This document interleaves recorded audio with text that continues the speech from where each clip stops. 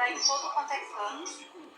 Gente do céu, a avó ficou sumida durante 1h30. 1h30. O pior sentimento do mundo. Vocês não têm noção. Ela abriu a porta de casa, ela saiu sem rumo, né? Porque a gente não sabe. A gente encontrou ela depois de 1h30 aqui numa casa perto e não mora ninguém e a pessoa foi lá e ela estava sentada num banco. Que sentimento horrível. E eu agradeço a todos que vieram me ajudar, né, que eu gostei.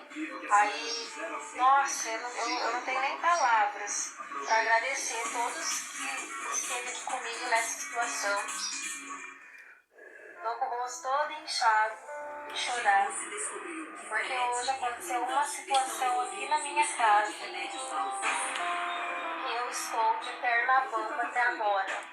Vocês não têm noção do meu sentimento, da angústia, do desespero que foi hoje, na parte da manhã, por conta da minha avó. Eu acordei pela manhã, às 10 para 8, e voltei. A primeira coisa que eu fiz vai levantar é o quarto da avó. Cadê a voz do quarto dela? Não tava. Gente, eu entrei em desespero. 52 km de Brasília. O orçamento do governo dos Estados Unidos continua sem aprovação depois de semanas de pressão do presidente republicano Donald Trump. Esse é um dos períodos de paralisação mais longos na história do país. O efeito disso é a paralisação de vários serviços. Várias áreas já começam a sentir os impactos da falta de verbas, desde assistência social até o funcionamento dos aeroportos. Vamos conversar com a Carolina Cimente, está aparecendo aqui no nosso telão, tem as informações. Carolina, vários serviços começam a ser impactados, pessoas que talvez não tenham dinheiro para comprar alimento, mas também é uma preocupação geral nos Estados Unidos, porque estão chegando os feriados, dia de ação de graças, e normalmente é um caos aéreo nesse período já normalmente, e agora pode ser ainda pior. Conta pra gente a respeito dessa preocupação dos americanos, por favor, e seja bem-vinda ao JH mais uma vez. Obrigada, Covali, que um prazer estar aqui conversando com você no JH. Olha, faz um mês, né, que o orçamento do governo americano não foi aceito pela maioria do Congresso e o financiamento governamental expirou. Desde então, os democratas da oposição bloquearam o projeto de lei orçamentária mais de 12 vezes com a desculpa de que não vão votar para reabrir o governo até que os republicanos negociem um acordo para estender os subsídios ligados ao Obamacare, a lei de acesso à saúde. Resumidamente, a história é assim: depois de mais de 15 anos de Obamacare, os preços do seguro de saúde subsidiados teriam que subir. E subiram. Mas os democratas querem que os subsídios se estendam para mais pessoas terem acesso ao seguro de saúde. Os republicanos são contra este gasto público. O líder dos republicanos no Senado, John Thune, até se ofereceu para realizar uma votação sobre subsídios, sobre ajudas, em troca do apoio dos democratas ao projeto de lei orçamentária provisória. Mas o líder democrata da Câmara, Hakeem Jeffries, disse que os democratas precisariam de mais do que um acordo verbal para prosseguir com a proposta de aceitar, basicamente, desparalisar o governo federal. Eles querem a certeza que o Obamacare vai continuar, não com um voto, sem que o voto possa colocar isso em risco. Mas a paralisação começa a afetar, inclusive, a opinião pública em relação aos republicanos. Uma pesquisa que foi divulgada ontem revelou que mais americanos culpam o presidente Donald Trump e os parlamentares republicanos do que os democratas. A pesquisa do Washington Post e da ABC mostrou que 45% dos adultos americanos atribuem a culpa pela paralisação do governo federal ao presidente, enquanto 33% dos entrevistados culpam os democratas. Em clima de Halloween, Donald Trump e a primeira-dama Melania Trump respeitaram a tradição e distribuíram balas e chocolates para os filhos dos funcionários da Casa Branca. Mas para outros milhares de funcionários federais, a festividade está menos doce este ano. A paralisação do governo americano, conhecida em inglês como shutdown, entra na 5ª semana. e não há previsão de término. O Congresso não tem sessões hoje, o que significa que a paralisação vai continuar até pelo menos a semana que vem. Mesmo com a verba para programas federais de ajuda a famílias de baixa renda, terminando amanhã. Numa mensagem nas redes sociais, o presidente americano pediu que os republicanos usem o que chamou de opção nuclear, ou seja, que congressistas republicanos aprovem um projeto de lei de financiamento de curto prazo para reabrir o governo com uma simples maioria de 50 votos, em vez dos 60 necessários por lei. Mas o principal republicano no Senado se opõe publicamente à mudança da lei. Só precisamos de 5 democratas com moral. Mas os líderes do Partido Democrata continuam exigindo o reestabelecimento dos serviços de saúde para a população mais vulnerável. O povo americano entende que existe uma crise na saúde pública causada pelos republicanos. Entendendo ou não sobre a disputa fiscal, a partir de amanhã milhões de americanos podem parar de receber o auxílio alimentar federal. Milhares de soldados podem ter que trabalhar sem receber salário. E milhões de americanos podem ficar sem subsídio para aquecimento enquanto as temperaturas caem com a proximidade do inverno. Mais de 40 milhões de pessoas nos Estados Unidos utilizam, por exemplo, o Programa de Assistência Nutricional Suplementar, que distribui vouchers para a compra de alimentos. O programa tinha fundos suficientes para sobreviver às primeiras 4 semanas da paralisação, mas o governo Trump afirmou que o dinheiro acaba em 1º de novembro. A partir de sábado, o auxílio será suspenso pela primeira vez na história. Nenhum presidente jamais interrompeu o fluxo desses fundos, lembrou o líder dos democratas no Senado, Chuck Schumer. E o caos da paralisação pode começar a afetar também os aeroportos. O governo alertou que pode haver um colapso das viagens aéreas em novembro, à medida que controladores de tráfego aéreo deixem de receber novos pagamentos e o país entre na movimentada temporada de festas de fim de ano. O alto comissário da ONU para Direitos Humanos condenou os ataques que os Estados Unidos têm feito a barcos na América Latina. Num comunicado, Volker Turk afirmou que esses ataques são inaceitáveis e uma violação do direito internacional dos direitos humanos. Ele disse ainda que os Estados Unidos devem interromper essas ações e tomar todas as medidas necessárias para impedir a execução extrajudicial de pessoas a bordo desses barcos, independente da conduta criminosa alegada contra elas. Desde setembro, as operações militares americanas já mataram 61 pessoas em ataques a barcos no Caribe e no Pacífico. O governo dos Estados Unidos alega que eram de narcotraficantes. O presidente Donald Trump negou hoje que esteja considerando ataques dentro da Venezuela. O exército de Israel informou que mais 2 corpos de reféns que estavam com Hamas foram identificados. Amit Cooper tinha 84 anos, era economista e poeta, foi fundador do kibbutz Nir Oz, um dos que o Hamas atacou no dia 7 de outubro. Os terroristas sequestraram Cooper em casa e foi morto em cativeiro em fevereiro do ano passado. Outro corpo identificado foi de Sahar Baruch, de 25 anos. Ele era um estudante de engenharia, foi morto durante uma tentativa de resgate fracassada das Forças de Defesa de Israel em dezembro de 2023. O grupo terrorista ainda precisa devolver os restos mortais de 11 reféns.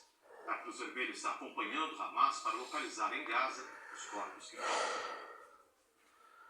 E a guerra civil no Sudão ganhou mais um capítulo brutal esta semana, depois que rebeldes tomaram a cidade de El Fasher, no oeste do país. Há 3 anos, eles tentam derrubar o governo. Milhares de civis fugiram e há relatos de assassinatos em massa. A última notícia diz que alguns chefes rebeldes foram presos, entre eles Abu Lulu, conhecido como o açougueiro sudanês. Esta semana, os rebeldes das Forças de Apoio Rápido tomaram a cidade de El Fasher, no oeste do Sudão, um dos últimos redutos que ainda eram controlados pelo governo. A ofensiva deixou centenas de mortos e provocou uma onda de pânico entre os civis que tentavam escapar dos combates. Segundo as Nações Unidas, os rebeldes executaram mais de 460 pessoas dentro de um hospital onde se abrigavam famílias inteiras. A alta funcionária da ONU para a África descreveu a cena como simplesmente horrível. O risco de atrocidades em massa, violência com motivação étnica e novas violações do direito internacional humanitário, incluindo violência sexual, permanece alarmantemente grande em todo o país. As imagens que chegam de El Fasher mostram ruas cobertas de destroços, corpos abandonados e equipamentos médicos destruídos. Os Médicos Sem Fronteiras afirmam que o sistema de saúde entrou em colapso. Não há mais medicamentos nem equipes para atender os feridos. O chefe de operações de emergência diz que o relato de violência sexual é um verdadeiro desastre. Só no mês de setembro, a ONG fez o acompanhamento de 200 vítimas. O porta-voz da ONU para Direitos Humanos, Seif Magango, diz que testemunhas confirmam que os rebeldes selecionaram mulheres e meninas e as estupraram sob a mira de armas. Milhares de pessoas caminham dias inteiros pelo deserto tentando chegar a campos de refugiados em Darfur ou no Chad. Muitos não sobrevivem à jornada. Desde o início da Guerra Civil, há mais de 3 anos, o Sudão contabiliza mais de 150 mil mortos e milhões de deslocados internos. A ONU fala em catástrofe humanitária em larga escala, agravada pela fome e pela ausência total de ajuda internacional. Ontem, um representante chinês nas Nações Unidas pediu um cessar-fogo imediato. Disse que a China condena veementemente os ataques das forças de apoio rápido contra civis e a destruição de hospitais e outras instalações. Enquanto isso, alguns países permanecem divididos. Há quem apoie o governo, outros mantêm relações discretas com os rebeldes. No meio desse impasse diplomático, quem continua pagando o preço mais alto é a população civil. E um preço muito alto, que as autoridades da ONU e outros órgãos têm que agir. 150 mil mortos. Fome. E o que estão fazendo, que a Ilse descreveu, o que estão fazendo com as mulheres e meninas. O mundo não pode aceitar isso. Aqui no Brasil, a polícia da Bahia prendeu 4 integrantes da torcida organizada Bamor, do Esporte Clube Bahia. Eles são suspeitos de envolvimento na emboscada contra um diretor da torcida organizada do Cruzeiro Pavilhão Independente em Salvador em setembro. A investigação apontou que 10 integrantes da Bamor atacaram o carro onde o diretor do time rival estava, dispararam tiros, bateram nele e roubaram pertences. Hoje os policiais fizeram buscas na sede da Bamor e apreenderam uma bomba caseira, facas, pedaços de madeira, celulares, notebook, radiocomunicadores e máquinas de cartão. Nós pedimos uma posição à defesa da Bamor, mas não tivemos retorno até o momento. E a gente dá agora outras informações a respeito da operação de terça-feira no Rio e as investigações sobre o crime organizado. As autoridades de segurança informaram hoje que o fluxo de caixa do Comando Vermelho nos complexos do Alemão e da Penha indica a movimentação de 10 toneladas de drogas por mês. Elas são distribuídas para as comunidades sob domínio da facção. O relatório da polícia, que serviu como base para a ação de terça, descreve com detalhes o papel dos criminosos na hierarquia do grupo.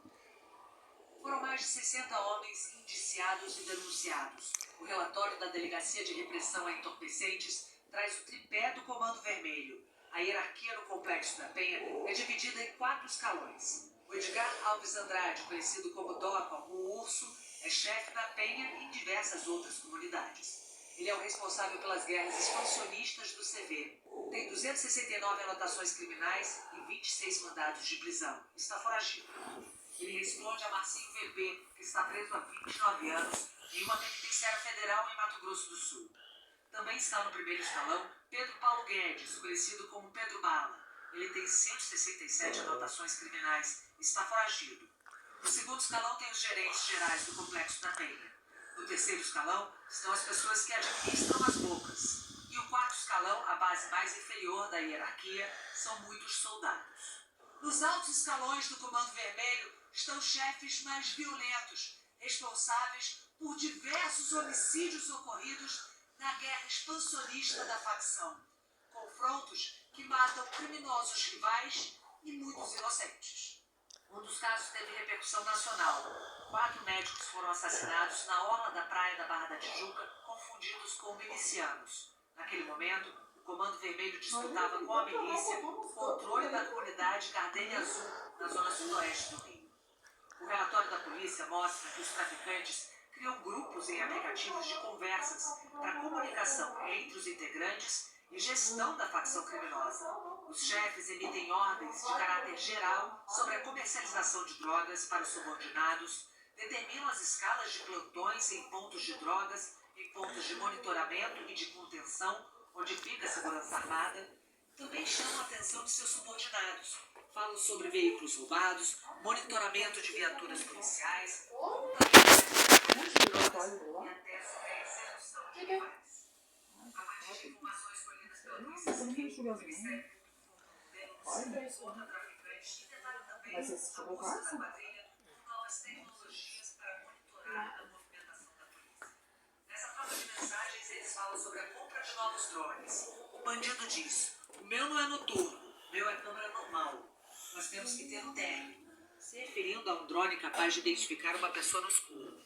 O outro responde: a gente tem que se adequar à tecnologia, entendeu? O Comando Vermelho também tem diversas câmeras espalhadas dentro das comunidades, usadas para monitorar a movimentação da polícia. No arsenal apreendido na operação de terça-feira, há armamento que as investigações chamam de fantasmas, montados em fábricas aqui no Brasil com peças contrabandeadas ou compradas pela internet. Segundo a polícia, as inscrições encontradas nos fuzis confirmam o processo de nacionalização do Comando Vermelho e também que apelidos escritos no armamento comprovam a presença de traficantes de outros estados buscando abrigo no Rio de Janeiro. No início do ano até setembro, as polícias apreenderam 1.471 fuzis em todo o Brasil. 40% estavam no Rio de Janeiro. E ainda hoje, há 35 anos, o rei do futebol se despedia dos campos. E a seguir, quem são os pequenos agricultores do Pará que vão fornecer alimentação para os participantes da COP30? 143 delegações já confirmaram presença na cúpula de líderes da COP, que começa na próxima semana. Até já.